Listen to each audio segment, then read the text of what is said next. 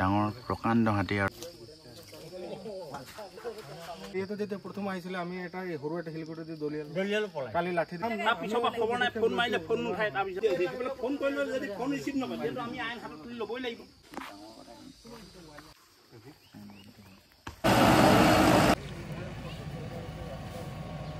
জীৱ জন্তুকো আমি মৰম কৰিব লাগে কিন্তু কিয় নাজানো জীৱ জন্তুৰ বহুত বেছি মৃত্যু হ'ব ধৰিছে বহুত ঠাইত হাতীৰ মৃত্যু হৈ আছে কিয় মৃত্যু হৈ আছে তো আমি জানিবলৈ চেষ্টা কৰিম আৰু আমি এতিয়া পানবাৰী বুলি জেগা এটুকাত হাতীৰ এটা মৃত্যু হৈছে তো কিয় হৈছে কি সকলোবিলাক আপোনাক দেখাই যাম ভিডিঅটো বহুত ডেঞ্জাৰাছ হ'বলৈ গৈ আছে তো বলক যাওঁ পানবাৰী আৰু মোৰ লগৰ এটা যাব এই লগৰটোৰ কাৰণে ৰখি আছো তো আপোনালোকক চিনাকি কৰাই দিম তো সিধা পানবাৰীত লগ পাম বন্ধুসকল পানবাৰী বুলি ভাবিছিলো পানবাৰী নহয় একচুৱেলি হালদিবাৰী গৈ আছো আমি হালদিবাৰী এতিয়া আমি গৈ আছো হালদিবাৰীলৈ আৰু তাতে এটা হাতী মৃত্যু হৈছে বুলি কৈছে এতিয়া পেঙেৰি যোৱা ৰাস্তাইদি আমি গৈ আছো অকমান কিছু সময় গৈ পামগৈ এই তুলসী গাড়ী চলাই আছে মই বেকগ্ৰাউণ্ড ভয়েছত মই কথাটো কৈ আছো মই কোন পিছতে গম পাব বাৰু হালদিবাৰী যোৱা ৰাস্তা কোনটো না হাতী এটা মৰিছে হাতী এটা মৰিছে এইফালে ন ঠিক আছে ঠিক আছে ঠিক আছে দাদা এইটো ৰাস্তাতে আমি যাব লাগিব এই আগত গৈ আছো আৰে হাতী ক'ত মৰি আছে ক'ত মৰিছে বাৰু কোনে যাব লাগিব আমি গাড়ীখন আগত ৰখাম ঠিক আছে তো বন্ধুসকল এই টুকুৰা নামেই হৈছে হালদিবাৰী আৰু ইয়াতে হাতীটোৰ মৃত্যু হৈছে তো আমি আহি পালোহি ইয়াত দেখিছে গাঁৱৰ মানুহ ৰৈ আছে ফৰেষ্ট ডিপাৰ্টমেণ্টৰ গাড়ী ৰখি আছে পুলিচো আছে তো আমি বলক সোমাই যাওঁ ভিতৰলৈ তাৰপিছত আপোনালোককো দেখাই আছোঁ কোনফালে মৰিছে ভাই সকলো প্ৰাণীৰে এতিয়া মৃত্যু তেনেই সহজ মানুহৰ দৰে জ্ঞানীয়েও যিদৰে প্ৰকৃতি ধ্বংস কৰি আহিছে নহয় তাৰ ফলতেই জীৱ জন্তুবোৰ খাদ্যৰ সন্ধানত বাহিৰলৈ আহে আৰু মানুহ আৰু জন্তুৰ মাজত সংঘাত হয় তাৰ পৰিণতি এয়া চক কি ক'ম আৰু আহি দেখিয়েই বেয়া লাগি গৈছে বন্যপ্ৰাণীৰ নামত আমি কি কৰিছোঁ প্ৰকৃতি ৰক্ষাৰ বাবে আমি কি কৰিছোঁ মানুহে কেৱল নিজৰ স্বাৰ্থৰ বাবে কৰি আছে কেৱল নিজৰ বাবে কৰি আছে মানুহে অহা যোৱা কৰিবলৈ ডাঙৰ ডাঙৰ ৰাস্তা বনাইছে কিন্তু নিমাখিত বন্যপ্ৰাণী অহা যোৱা কৰিবলৈ এলিফেণ্ট কৰিডৰবিলাকো বন্ধ কৰিছে তাত বনাইছে ডাঙৰ ডাঙৰ অট্টালিকা বিজনেছ প্ৰপাৰ্টি বনাইছে আৰু বহুত কিবা কিবি কিন্তু হাতী বা অন্য বন্যপ্ৰাণী অহা যোৱা কৰা বাটবোৰ বন্ধ কৰি দিছে আমি কেৱল নিজৰ কাৰণে কাম কৰিলে নহ'ব আমি সকলোৱে সকলো বন্যপ্ৰাণী বা প্ৰকৃতিৰ ৰক্ষাৰ বাবে কাম কৰিব লাগিব আমি প্ৰকৃতি ধ্বংস কৰিলে বাঘটো হাতীটো চৰাইটো বা অন্য বন্যপ্ৰাণীবোৰ ক'ত থাকিব আমি ঘটিব পাৰোঁ অজস্ৰ ধন কিন্তু উশাহটো আমি এই প্ৰকৃতিৰ পৰাই আহৰণ কৰি আছোঁ আমি সকলো প্ৰকৃতিৰ পৰা আহৰণ কৰিছোঁ আমি নিজৰ স্বাৰ্থৰ কথা নাভাবি এই সুন্দৰ প্ৰকৃতিৰ কথা ভাবিব লাগিব কাৰণ এই সুন্দৰ অৰণ্যখন সকলো জীৱ জন্তুবিলাক সকলো থকাৰ কাৰণেহে আমি সুন্দৰভাৱে সুশৰীৰে এই পৃথিৱীত জীয়াই আছোঁ সেইবাবে বন্ধুসকল এই সুন্দৰ পৃথিৱীখনক ধ্বংস হৈ যাবলৈ নিদিব প্ৰকৃতি ৰক্ষাৰ বাবে বন্ধু দেৱজিতে ৰাইজক সজাগ কৰিবলৈ কি ক'লে চাওঁ আহক মেইন কথাটো শুনক এটা কথাটো মই কথা অলপ কৈছোঁ এটা সজাগতাৰ কাৰণে মই কথাটো আহিছোঁ দেই চাওক আমি এতিয়া কি হৈছে আমি মানুহখিনিয়ে কি ভাবিছোঁ যে অকল মানুহ নিজৰ কথা এতিয়া ভাবিছোঁ প্ৰত্যেকজন মানুহে আমি হয়নে যে নিজকে আমি কেনেকৈ এষ্টাব্লিছ কৰিম আমি কেনেকৈ গাড়ী এখন ল'ম কেনেকৈ ডাঙৰ এটা কেনেকৈ কি কৰিম সেইটো কথা কিন্তু আমি যে প্ৰকৃতিৰ কথা কিন্তু ভবা নাই হয়নে কথাটো ৰাইট প্ৰকৃতিৰ কথা আমি ভবা নাই কিন্তু প্ৰকৃতিৰ কথা ভাবিব লাগিব আৰু এই প্ৰকৃতিয়ে কিন্তু চব দিছে আজি মই জোতা পিন্ধিছোঁ আজি মই চাৰ্ট পিন্ধিছোঁ ঘড়ী পিন্ধিছোঁ টুপি পিন্ধিছোঁ পেণ্ট পিন্ধিছোঁ চাৰ্ট পিন্ধিছোঁ চব প্ৰকৃতিয়ে দিছে এই প্ৰকৃতি অবিহনে আমি উলংগ এটা মানুহ আমি থাকিব নোৱাৰোঁ আজি হাতী এটা কিবা ইনচিডেণ্ট হৈছে কিবা এটা ডিবেট হৈছে সেইটো বাৰু বেলেগ কথা এইটো আপুনি ফৰেষ্ট ডিপাৰ্টমেণ্টৰ মানুহে ছল্ভ কৰিব এজ এ NGO হিচাপে মই এটা সজাগতা কৰিব বিচাৰোঁ যেতিয়াই আপোনালোকে হাতী বা যিকোনো ওলায় আপোনালোকে আইন হাতত তুলি কেতিয়াও নল'ব ভুল নকৰিব যেতিয়া হাতী ওলায় ৰ'ব মই কথাখিনি কৈ লওঁ তাৰপিছত ক'ব ভুল হ'ব আপুনি পুলিচ থানাৰ লগত যোগাযোগ কৰিব পাৰে ফৰেষ্ট ডিপাৰ্টমেণ্টৰ লগত যোগাযোগ কৰিব পাৰে অন্যথা আমাৰ NGOৰ লগত যোগাযোগ কৰিব পাৰে যে হাতী এটা এনেকুৱা অসুবিধা হৈছে এনেকুৱা প্ৰব্লেম চলি আছে তেতিয়া নিশ্চয় আমি ফৰেষ্ট ডিপাৰ্টমেণ্টৰ লগত কথা পাতিবলৈ ইয়াতে কি কি প্ৰব্লেম হৈ আছে ধৰক চ'লাৰ লাইটৰ প্ৰব্লেম হ'ব পাৰে কিবা লাইটৰ প্ৰব্লেম হ'ব পাৰে তো এইখিনি প্ৰব্লেমখিনি মানে ফৰেষ্ট ডিপাৰ্টমেণ্টে মিলি পেলাই বস্তুটো ছল্ভ কৰিব চাওক এটা এতিয়া হাতী থকাটো বহুত প্ৰয়োজন এনেই যদি সহজ সৰল অৰ্থত মই বুজাই দিছোঁ হাতী থাকিলে আমাৰ এই ফৰেষ্টখন ধুনীয়াকৈ থাকিব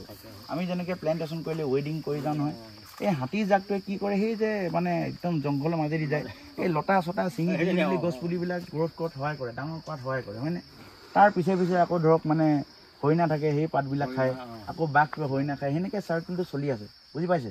প্ৰকৃতি এই বন্যপ্ৰাণী থাকিলে আমি সুন্দৰভাৱে জীয়াই থাকিব পাৰিম। মানুহে কিন্তু আমি এই পৃথিৱীখনক ধুনীয়াকৈ আমি কেতিয়াও ৰাখিব নোৱাৰোঁ, প্ৰকৃতিয়ে ৰাখিব। আৰু আমি যিমান ভালকৈ থাকিব বিচাৰিলেও আমি থাকিব নোৱাৰোঁ, বুজিছে? আপুনি গম পায় আপুনি কিমান বয়স হৈ গ'ল। আগতে আমাৰ জংঘলখন কেনেকুৱা আছিলে, আমাৰ কিমান পৰিৱেশ সলনি হৈছে, কিমান পিছফালে মোৰ এতিয়া 5 বিঘা মাটি আছে, হয়, তাত ধান খেতি কৰোঁ। হয়, হাতী কেনেকুৱা আহে বুজিছে নাই, আকৌ পলাই ধান খেতি। এতিয়া আকৌ তেনেকৈ ইয়াতে যেতিয়া প্ৰথম আহিছিলে আমি এটা সৰু এটা শিলগুটি দি দলিয়ালো পলাই, কালি লাঠি দি দলিয়ালো, সিহঁতে ভয় খোৱা নাছে। মানুহ কি কৰিব, দুটা দলিয়াব। আগতে হাতী জুই দেখিলে ভয় খাইছে, এতিয়া ভয় নাখায়। এইবিলাক সেইটো কথা ক'বলৈ হয়, কিন্তু এইবিলাক চব ঘৰচীয়া হাতী। ঘৰচীয়া হাতী কাম নাই, চব মেলি থৈছে। সিহঁতি মানুহৰ লগত খেলা মানুহ, সিহঁতি নাই মানুহৰ লগত খেদিলে মানে মানুহক খেদি যাব নে হাতীয়ে খেদি আহিব, মানুহৰ কাষতে আহিব, হয় নহয়? সেইকাৰণে মালিকবিলাকক তাকেজা দিব লাগে, নিদিয়ে কিয় ফৰেষ্ট ডিপাৰ্টমেণ্টে?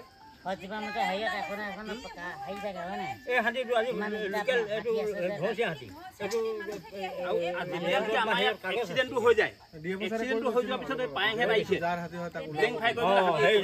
সেইদিনত আহিলে তাৰ পিছৰ পৰা খবৰ নাই, ফোন মাৰিলে ফোন নুঠায়। তাৰপিছত সেইটো আমাৰ ৰাইজৰ গাত ভুল নাই নহয়, ডিপাৰ্টমেণ্টৰ গাত ভুল।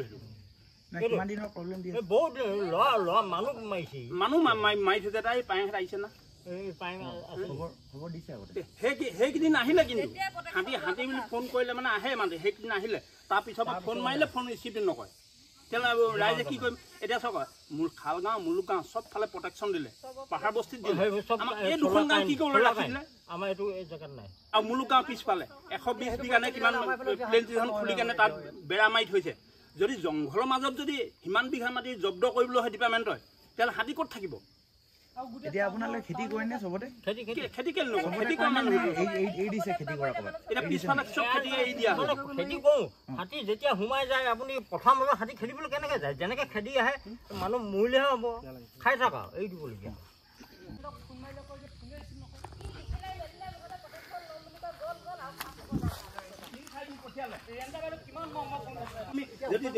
ফোন কৰিলে যদি ফোন ৰিচিভ নকৰে, যিহেতু আমি আইন হাতত তুলি ল'বই লাগিব। নাই, এটা কাম কৰিব, নেক্সট টাইম মানে কি হ'ল, এই কথাখিনি আচলতে আপোনালোকৰ ইয়াত তেনেকৈ এখন ডাঙৰ এখন মিটিঙো কৰা নাই।